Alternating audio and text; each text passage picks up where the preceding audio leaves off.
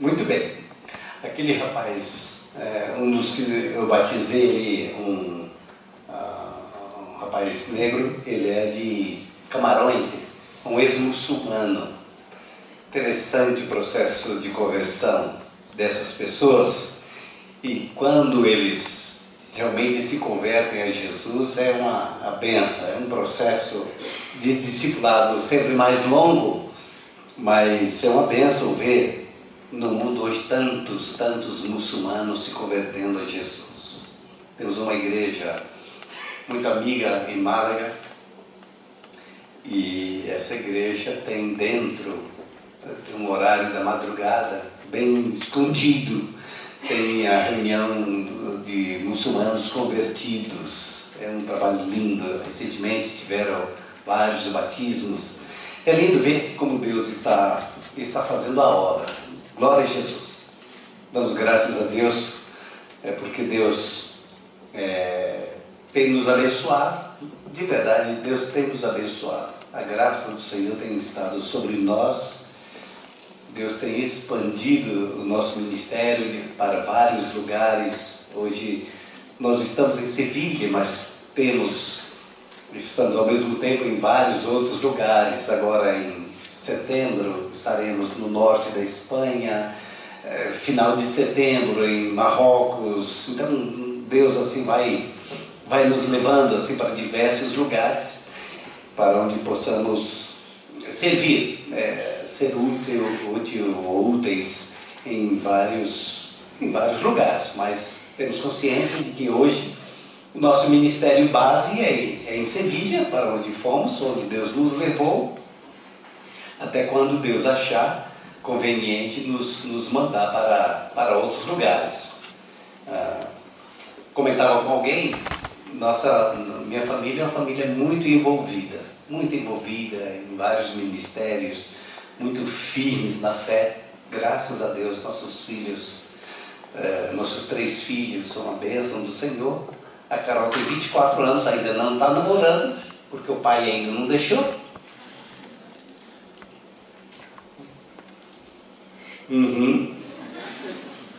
Né? Mas nossos filhos estão bem centrados nos estudos esse ano, mas graças a Deus estão muito bem. Eu não posso esquecer de 2 coisas. Primeiro, hoje de manhã, minha família mandou um grande abraço para cada um de vocês. De verdade, a Sônia, o ano que vem, está ameaçando vir aqui. Diz que o ano que vem eu posso tirar meu cavalinho da chuva, que eu não venho, e quem vem é ela com os filhos. Assim que vamos nos programar para que a Sônia venha, porque o ano passado eu estive aqui, mas estive por outro motivo, e também esse ano estou aqui sim, mais por a questão da enfermidade da minha mãe, que tenho que dar assistência. Então, como expliquei de manhã, nada programado para estar aqui. Então, o primeiro é um grande, muito obrigado à nossa família. Essa aqui é a nossa igreja. Nós somos membros daqui. Nós somos parte dessa igreja lá. Nós estamos orando por vários passos, várias mudanças, decisões que precisamos tomar. E hoje à tarde, esse tempo foi para consultar o pastor Rogério.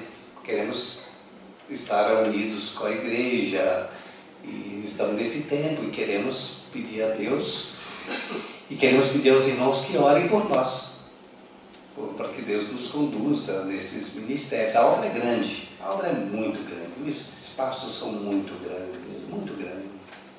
Realmente estamos num tempo em que vemos Deus, ou como diz a expressão bíblica, o anjo movendo as águas, não é? Conhece essa expressão?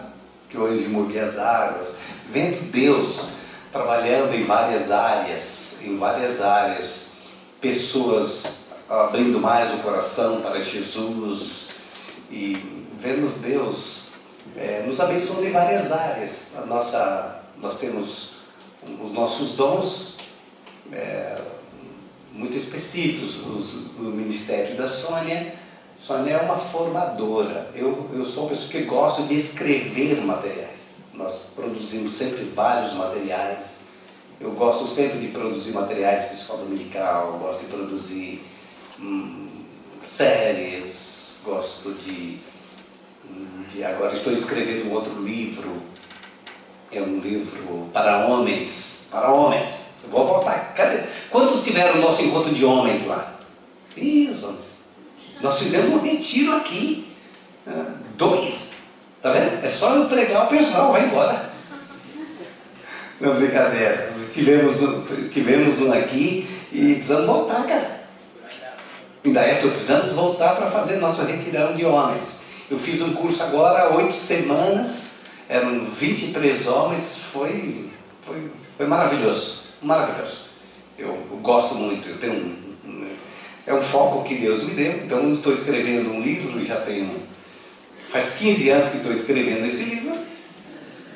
É verdade, verdade. Faz uns 15 anos, o mesmo texto bíblico, mais ou menos algumas ideias, mas nunca consegui escrever. Porque há certas coisas que você só pode escrever depois que tiver alguma autoridade para ensinar.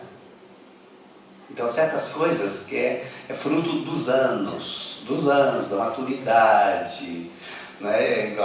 É diferente do Justin Bieber. O cara escreveu um livro sobre sua biografia. Pô, cara, quantos anos tem esse cara? O que esse cara tem para contar da biografia? Pela idade dele já teria escrito 3. Então, há certas coisas que a gente precisa com o tempo, né, pensar e refletir. Mas eu estou escrevendo, devagarzinho, no meu ritmo, mas estou escrevendo. Então, o projeto é para esse ano. Até o final do ano vai sair o livro. Eu já tenho tudo assim esboçado, eu acho que eu já tenho umas 80 páginas mais ou menos escritas. Pelo menos um esqueletão já tem, né? Mas é muito mais, um pouco mais complexo, trabalhoso do que eu imaginava. Mas eu gosto, nossa área de atuação. Em Espanha não tem editoras evangélicas. Eu estou indo agora para lá com uma segunda mala, porque eu estou levando inúmeras caixas de revistas de escola dominical. Tem uma editora aqui em São José dos Campos, Cristã Evangélica, conhecida, né?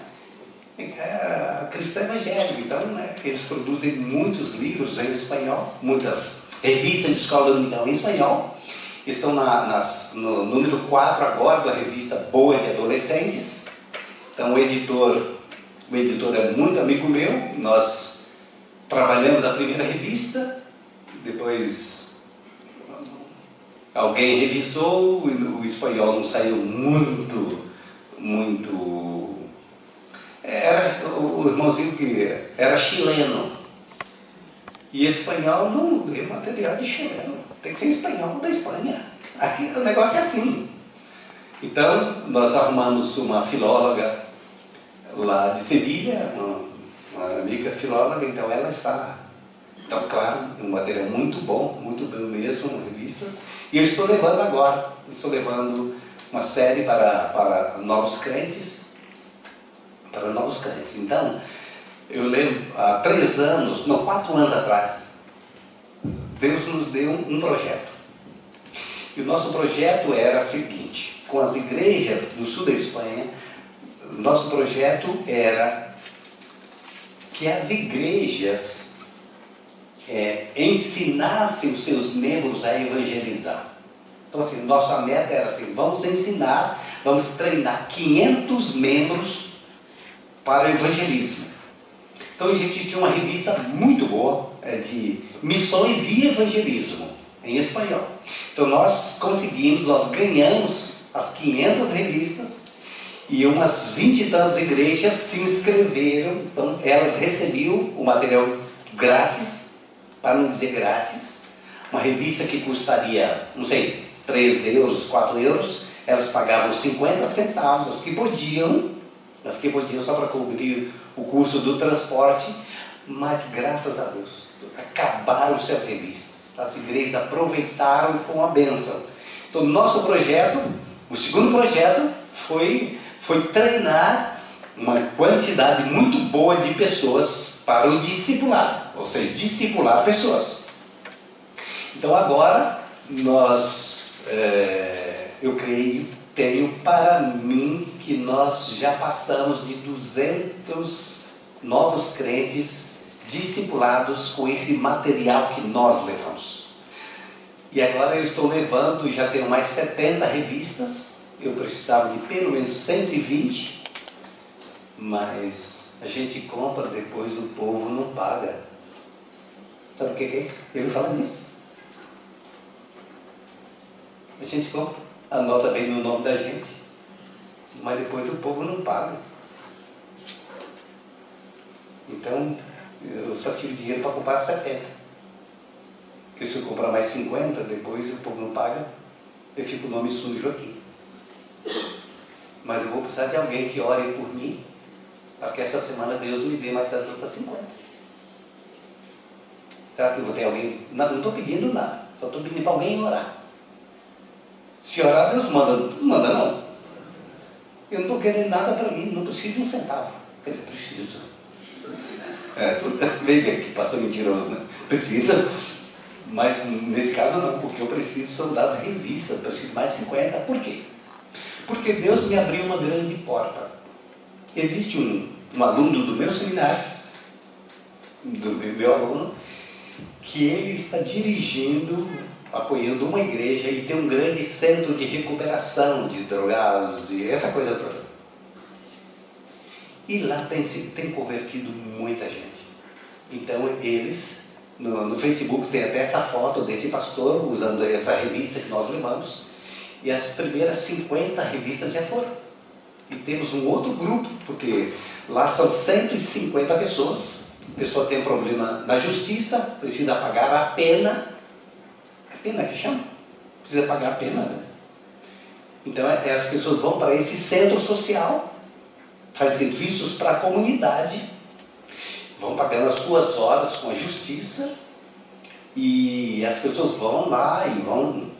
E temos agora já temos um grupo de 35 novos crentes e que precisam de discipular. Então eles me pediram ajuda, então o meu trabalho a partir de setembro agora será dar-lhes assistência. Então eu vou dar um curso de treinamento de líderes para essa nova igreja agora em setembro. Vou formar essa primeira turma de liderança e vamos começar a primeira parte do discipulado. Então já tem 35 novos crentes, ou seja, metade das minhas revistas já foram.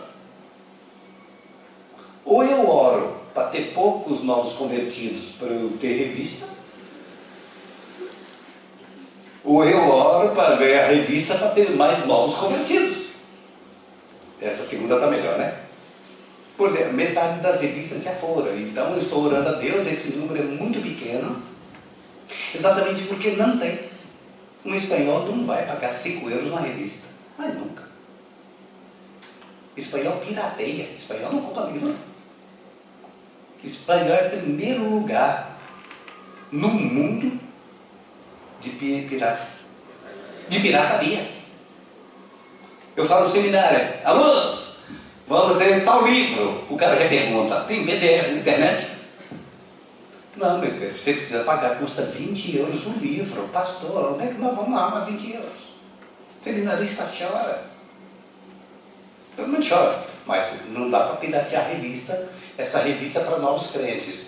Então eu estou comunicando aos irmãos essa nova porta que Deus está nos abrindo. Eu não vou ser pastor, apenas eu vou ser um consultor, vou ser um apoiador desse meu seminarista que já dirige essa missão.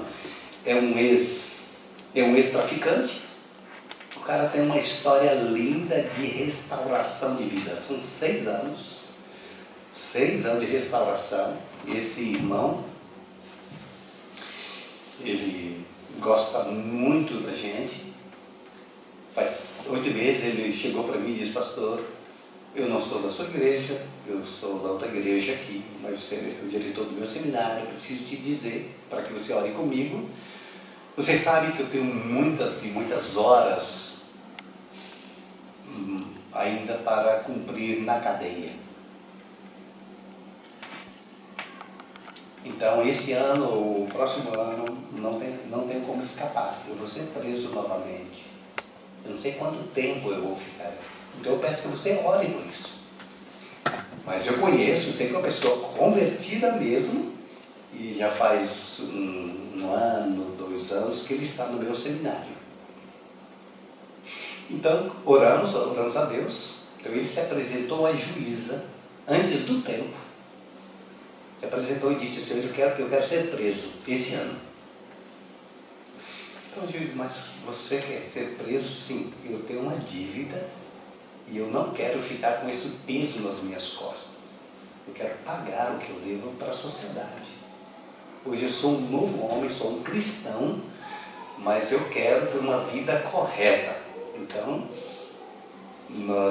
a igreja se envolveu, orou. Então, ele voluntariamente foi.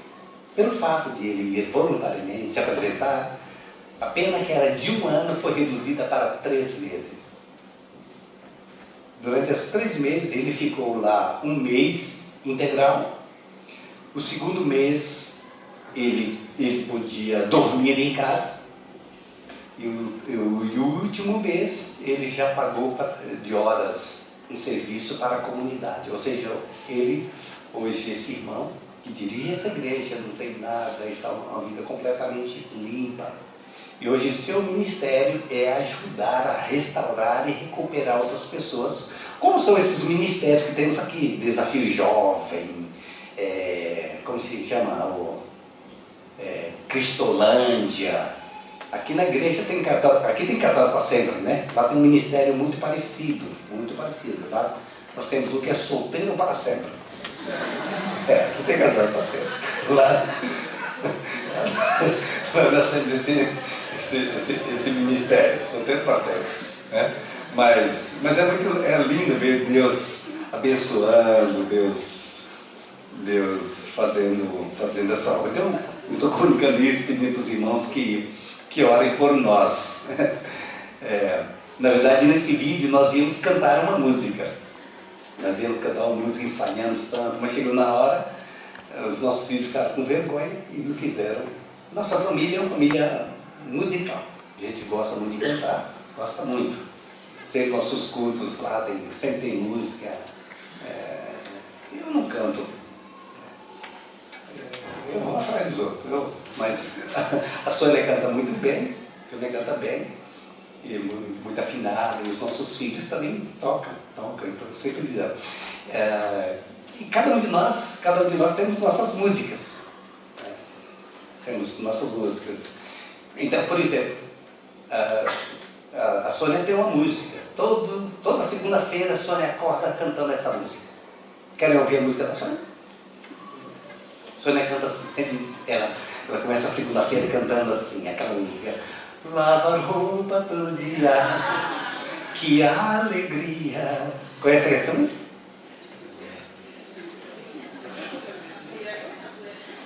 A letra é diferente. Os nossos filhos têm uma música para a Sônia. Esses são os homens, cantam uma música para a mãe dele. A música que os nossos filhos cantam para a Sônia é assim: panela velha que faz comida boa. A Sônia não gosta muito. Da música. A gente gosta da música. A Sônia, em quase todos os cultos, a Sônia canta. Na igreja. Sem brincadeira, agora. Sempre canta. E graças a Deus, nossa família é sempre envolvida. Eu tenho uma música para a Sônia também, sempre canto, né? Não vou cantar aqui, porque alguém vai estar gravando, né? Mas tem aquela música assim: chora menina, implora. Conhece? Porque tem que implorar. Né? Mas, meus queridos amigos convidados,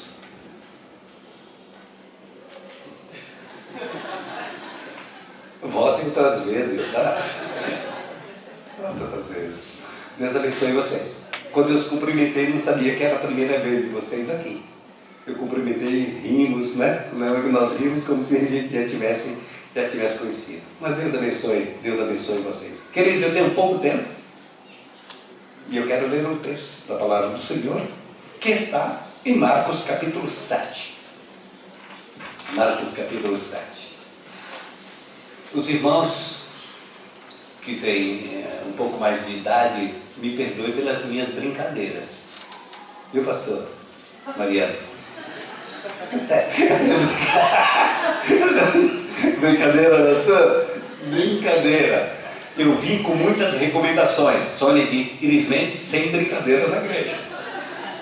Assim que eu não fiz nenhuma brincadeira, tá? Os nossos cultos, são sempre bem alegres. Bem alegres. Assim, cada pessoa é de um jeito, né? Mas somos sempre muito respeitosos. Marcos capítulo 7, versículo 31. Diz assim, e ele, tornando a sair dos termos de Tiro e Sidom, foi até o mar da Galileia, pelos confins de Decápolis. E trouxeram um surdo que falava dificilmente. E rogaram-lhe que pusesse a mão sobre ele. E tirando a parte de entre a multidão, meteu-lhe os dedos nos ouvidos, e cuspindo, tocou-lhe na língua. E levantando os olhos ao céu, suspirou e disse, Efatá, isto é, abre-te. E logo se abriram seus ouvidos, e a prisão da língua se desfez, e falava perfeitamente. E ordenou-lhes que a ninguém o dissesse, mas quanto mais lhe proibiam, tanto mais o divulgavam. E admirando-se sobremaneira, diziam, tudo faz bem, faz ouvir os surdos e falar os mudos. Essa, embora seja uma história conhecida, ela mostra como Jesus é criativo. Deus é sempre surpreendente, como Deus faz as coisas de maneiras novas. Nesse texto, que é a cura desse surdo e desse gago, é interessante como Jesus, quando é apresentado, ou quando lhe apresentaram esse menino, provavelmente tenha sido apresentado por um membro da sua família. É provável. Trouxeram-lhe um surdo e um gago. É provável. Então, a todas as pessoas, Jesus colocava as mãos e os curava. Mas nós temos alguns relatos de maneiras diferentes, como Jesus vai fazendo as coisas. Em outro texto, diz que Jesus, então, em outro texto, Jesus cura um cego, e parece ser a única vez que Jesus não consegue, entre aspas, curar esse cego de uma só vez. Não vou ler o texto. Jesus o cura e pergunta, o que você está vendo? Senhor, eu vejo homens andando como árvores. Conhece esse texto? Homens andando como árvores. Jesus, ao curar esse cidadão, Jesus não faz perto das pessoas. Pai, se era seu irmão, Jesus não cura na presença dessas pessoas. Jesus o retira de entre as pessoas. Ora, nesse texto, a pergunta é por que então Jesus tem que tirar essa pessoa? Porque se Jesus tivesse que curar alguém aqui, eu gostaria que Jesus curasse no nosso meio. Eu queria ver, eu queria perceber Jesus curando esse cego. Eu queria ver Jesus curando esse surdo, esse mudo. Eu queria estar presente. Eu queria presenciar milagre, mas aqui Jesus não deixa ninguém presenciar o milagre. Esse gago, esse surdo, tem que voltar para contar a sua história. Na história, no relato do cego que Jesus cura, cujo cidadão não consegue ver pessoas como elas são, é porque Porque Jesus sabe a dificuldade que nós, seres humanos, temos de ver a preciosidade da humanidade na vida do ser humano. Para a maioria das pessoas, ou muitas vezes, quando temos dificuldade de relacionamentos na igreja, é muito difícil ver aquele irmão chato como um filho de Deus a quem devemos amar. São pessoas andando como árvores. E árvores é para botar no fogo. É para cortar. Mas a pergunta que eu quero observar desse texto com os irmãos é: por que Jesus teve que tirar esse cidadão do meio da comunidade? Porque Jesus tinha que fazer com ele, provavelmente, o que tem que fazer com você.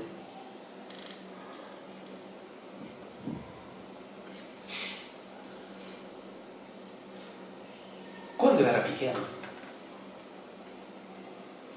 eu era magro que dava dó.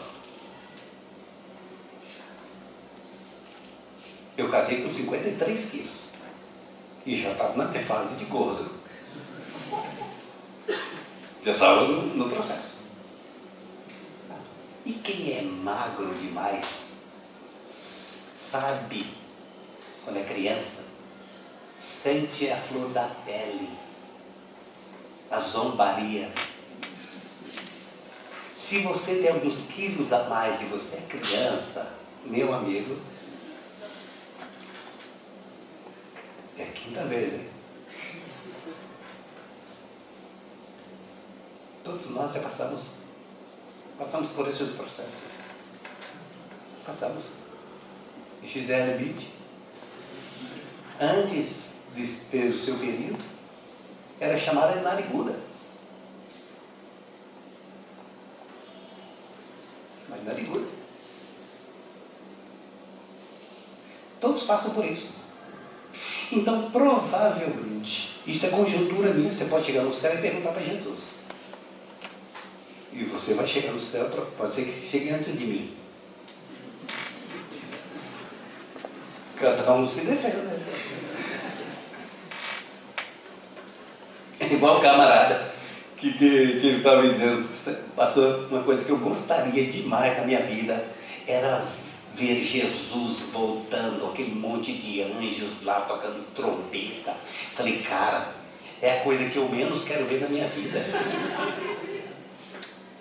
Tem gente que com a vinda de Jesus vai querer tirar selfie com Jesus, selfie com os anjos. Cara, eu não quero selfie nenhuma com anjo. Quando Jesus apareceu, eu quero estar lá em cima. Eu não quero estar aqui embaixo tirando selfie, tirando foto de anjo. Quem vai ficar aqui tirando foto de anjo é porque não vai subir. Eu não quero nada disso. Agora, veja a história. Todos passam por essas situações de terror na família, de desgaste, as relações.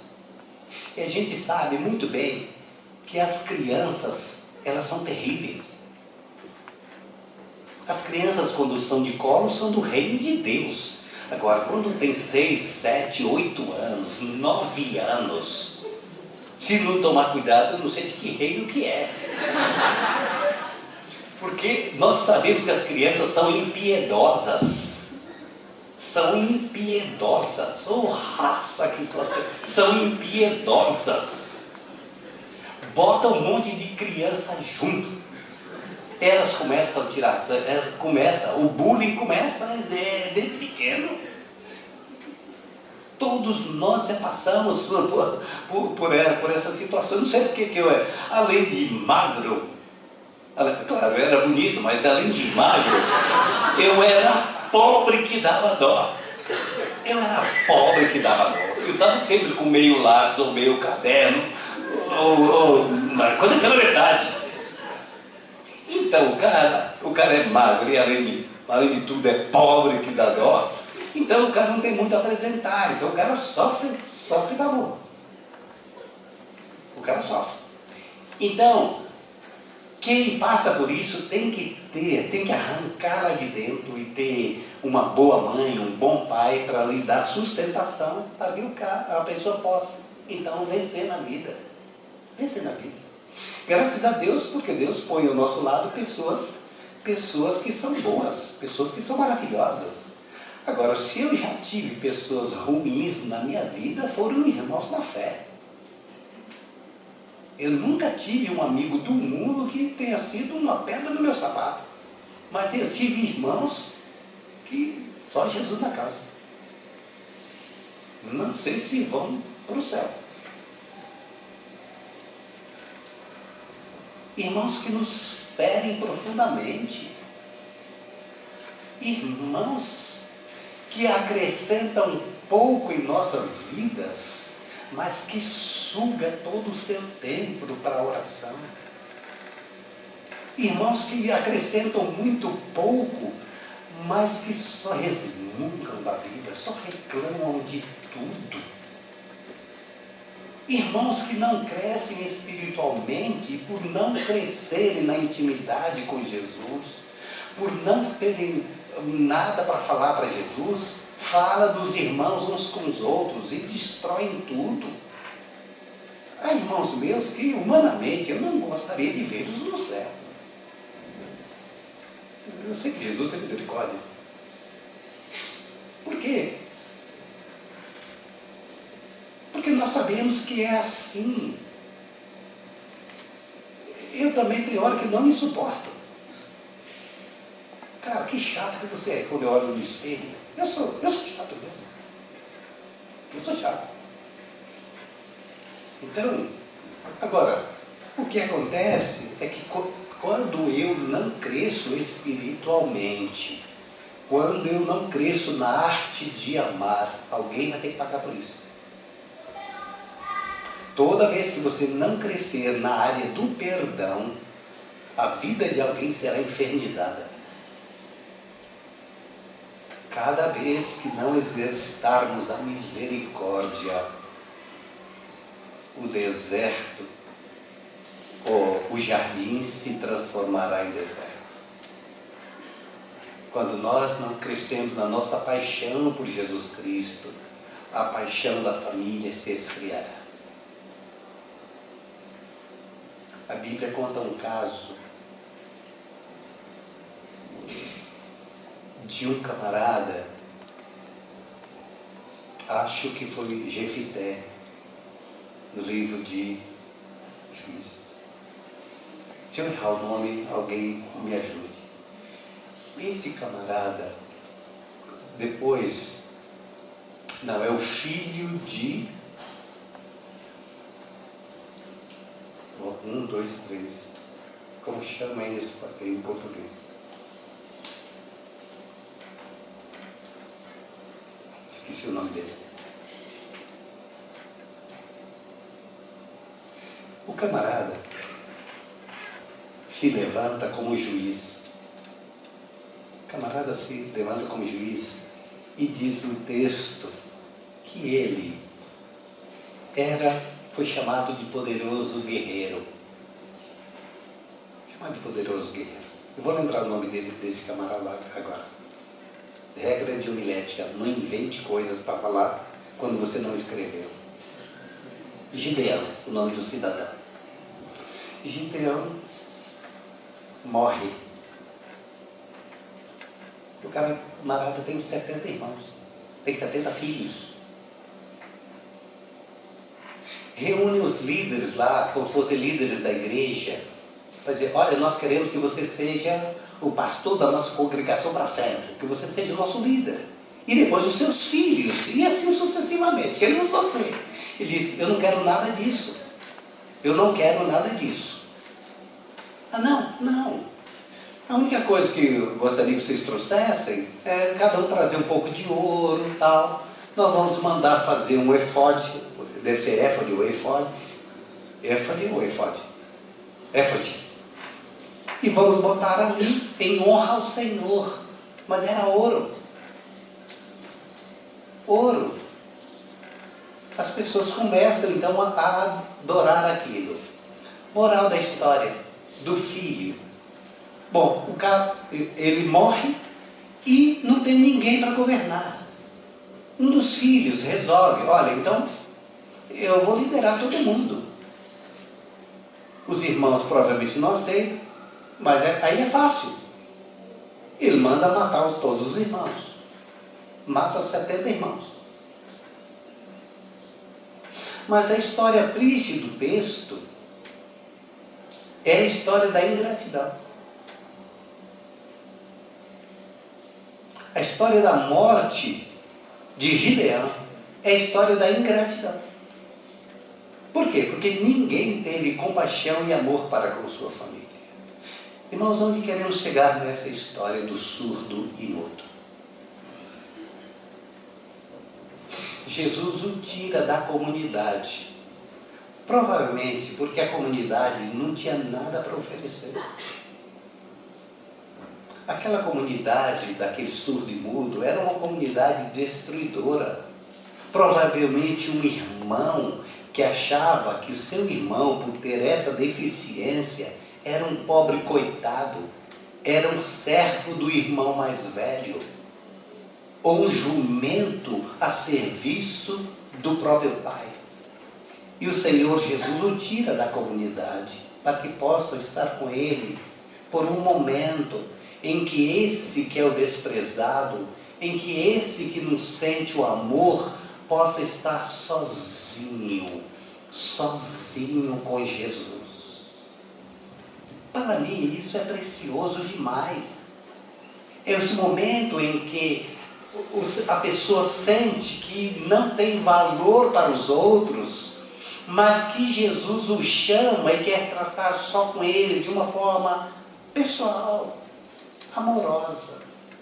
Mas tem outro detalhe. Isso nos mostra que quando Jesus quer tratar contigo, é provável que o Senhor tenha que tirá-lo, ou tirar cada um de nós, ou tirar o amor da comunidade. Então a questão é, o que Jesus quer fazer com você hoje à noite, que tem que te tirar da comunidade?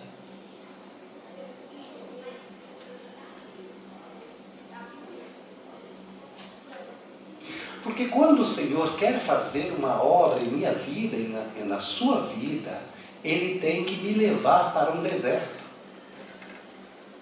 O que Jesus quer fazer contigo, que você precisa estar com Ele às 3 da madrugada? Irmãos queridos, faz 3 anos que eu preguei aqui nesse púlpito e registrei uma frase que eu disse aqui.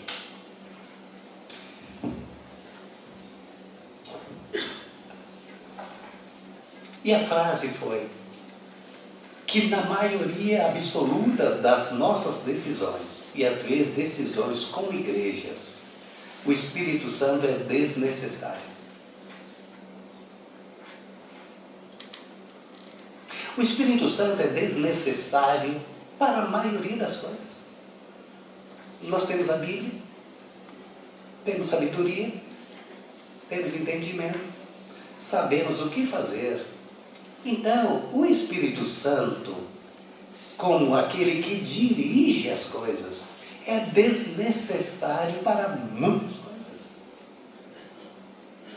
Não precisamos ficar perdendo nosso tempo esperando orientação e buscando essa direção ou sabedoria. Já sabemos o que fazer. O Espírito Santo é desnecessário para muitas coisas.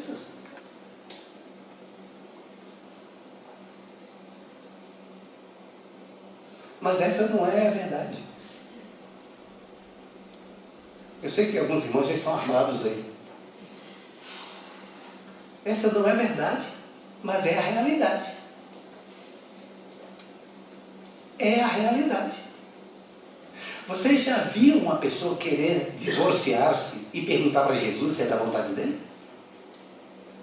Mostra-me uma vez. Você já viu alguém fazer jejum para resolver um problema de relacionamento com um irmão? Me conte essa história. Um irmão que despertou à noite fazendo jejum. Senhor, eu quero fazer jejum e não vou sair daqui de joelho até que o Senhor enche o meu coração de amor para eu falar com aquele irmão e pedir-lhe perdão. Quantas vezes em nossas decisões fazemos as coisas, deixamos o irmão de lado, olhamos com cara feia para o outro, não tomamos decisões, deixamos de dar o dízimo, deixamos de dar a oferta, mas o Espírito Santo nunca foi perguntado se ele está de acordo com isso. Então ele é desnecessário. Somos os ricos do texto de hoje de manhã. Veja em quantas áreas da nossa vida Jesus pode dizer: eu sou o Senhor. Quantas áreas? A maioria dos casamentos, a maioria não, muitos casamentos, muitos namoros. Olha, eu aconselho adolescente, muito adolescente, muitos namoros, muitos noivados, uma porcaria. Ele tem vergonha.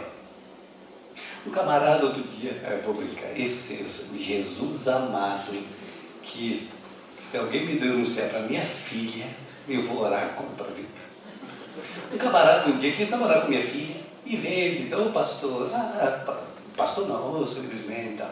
Eu falei: rapaz, e você, como é que está o negócio tal? Você é o quê? Tal. Não, eu trabalhava naquela empresa, agora não. Ok, tudo bem, não tem problema. Mas eu também, pastor, frequentava a igreja, me batizei. Sim, e você agora está fazendo? Eu dei um tempo na fé, pastor, não estou na igreja. Eu falei assim: camarada, você não precisa continuar mais sua lorota. Na minha casa você não entra. Com minha filha você não namora. Se você abandonou o meu Salvador, é sinal que você vai abandonar a minha filha. Se você ama pouco o meu Jesus, você terá pouco. Uma pessoa não cristã é uma coisa, mas você veio dizer que você trocou Jesus, o meu Salvador, por qualquer coisa, você me desculpa. Bom, sei que foi um pouco duro, né? Mas, queridos, eu amo de paixão aquele que morreu por mim naquela cruz. Prometi a ele dar a minha própria vida por ele. Irmãos, o Senhor Jesus teve que tirar esse camarada da comunidade para estar com ele e falar com ele porque ele amava. Porque Jesus precisava tratar com ele, e Jesus precisa tratar com você. E Jesus precisa tratar comigo, Jesus precisa tratar conosco. E o tratamento que Deus quer fazer em nós é que em cada área da nossa vida Jesus Cristo seja o Senhor e Salvador. Não é possível. Eu discipulei uma pessoa, ensinei-lhe os caminhos do Senhor, e ele se juntou com vários cristãos, se mudou para outra igreja. Em 2 anos, esse camarada já estava completamente contra o dízimo e as ofertas na igreja. Aliás, poucos cristãos naquele lado de lá que eu conheço são a favor do dízimo. Ora, o dízimo foi a maior pegadinha que Deus inventou. O dízimo é uma pegadinha do Senhor. Deus sabe que o problema meu e teu é dinheiro. Deus sabe que Ele vai provar teu coração pelo dinheiro. Porque onde está o coração, aí está o tesouro. Ao contrário, onde está o tesouro, está o teu coração. Mas onde está o coração, está o tesouro. A lógica é a mesma. Deus testa o nosso coração, o meu coração. Por quê? Porque Deus precisa me mudar de dentro para fora. O dízimo é um dinheiro, é um valor, mas é a minha profunda expressão de gratidão a Deus. Eu sou de uma família, como disse para vocês, pobre. Eu lembro quantas vezes eu saía pela rua buscando alguns matos, parecia uma alface, para ter o que comer na hora do almoço. Mas eu tinha um pai que orava muito por mim. Eu tive uma mãe que orava muito e ora muito por mim. Eu não poderia negar de vir aqui e me sacrificar e despertar às 3, 4 da manhã para ajudar a cuidar da minha mãe. Jesus não me perdoaria por isso, porque minha mãe fez tudo isso milhares de vezes por mim. Eu tive uma mãe que orou por mim, tive uma mãe que me amou, tive um pai que me amou profundamente. Se os outros me judiaram na vida, meus pais me ampararam com amor e com oração. Mas Jesus teve que tratar algumas coisas comigo, me retirando por alguns momentos. E Jesus precisa tratar contigo. Jesus precisa tratar conosco. Quem sabe você é o irmão do surdo e mudo, que trata com palavras duras a seu próprio irmão, que não tem limites das palavras. Então, para algumas pessoas, temos que orar para Deus soltar a língua. E a outras temos que orar para Deus amarrar a língua. A uns temos que orar para Deus abrir o ouvido. Alguns temos que orar para Deus abrir a boca. E alguns temos que orar para Deus fechar a boca.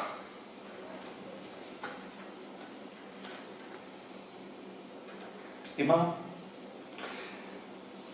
talvez a distância, ano novo com ninguém, nunca fui. E meus amigos missionários também não foram. Então a gente aprende a estar sozinho, a amar a família, a amar a comunidade, amar a família e amar aqueles que nos amam e a quem amamos. A pergunta para terminar é: